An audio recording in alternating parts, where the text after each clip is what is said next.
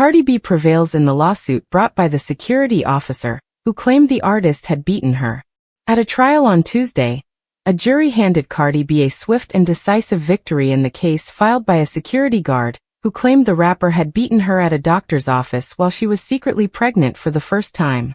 In the case filed by Imani Ellis, who claimed that Cardi spat on her and cut her face with a fingernail in the hallway of a Beverly Hills obstetrician in February 2018, the jury, consisting of 6 men and 6 women, deliberated for just approximately an hour before deciding that Cardi was not liable.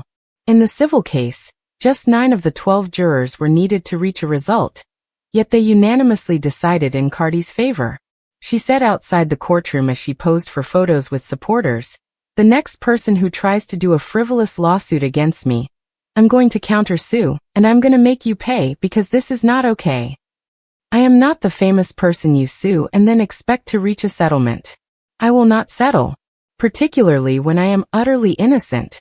She said that the trial forced her to miss her children's first day of school, and that her forehead was raw from all the intricate wig changes that took place throughout the trial, leaving her lawyer perplexed at one point as to which was her actual hair. She laughed and claimed that none of them were. In a scene caught on tape by many media sources during a lunch break before to the verdict Tuesday, she tossed a marker she was using for signatures at a guy who yelled questions at her, asking whether she was pregnant at the time and who the father was. She referred to the inquiries as insulting. The hip-hop artist testified last week that she was afraid Ellis would make her pregnancy public during 2 days of testimony that were live-streamed, extensively watched, and filled with viral moments.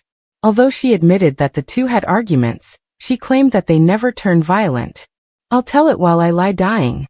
After her victory, she said, "I didn't touch that woman. That girl was not touched by me. It was not me who touched the girl." An email requesting comment was not immediately answered by plaintiff Ellis's attorney, Ron Rosenjan-Feza. "They want to appeal the ruling," he said outside the courtroom. The trial started with closing arguments earlier Tuesday after a few days' break. Ellis, who had intended to work in law enforcement or something similar, lost her future and her career as a result of the event, Jan-Feza told jurors. In his closing statement, he said, "This incident cut it off, whether it was the FBI, police, attorney, whatever she wanted to do. No more, given the trauma she experienced." Additionally, he pointed out that Cardi openly used foul language during her testimony, implying that she disapproved of the proceedings. He informed the jury, "The defendant came here and used all of this foul language. You cannot act in this manner in a court of law. This is something I have never seen before." Cardi testified that in February 2018, around the time of the NBA All-Star Game, she had been in Los Angeles for promotional purposes. With rapper Offset, she was 4 months along in her pregnancy with the first of her 3 children. She had kept the news of her pregnancy a secret from her parents and close friends.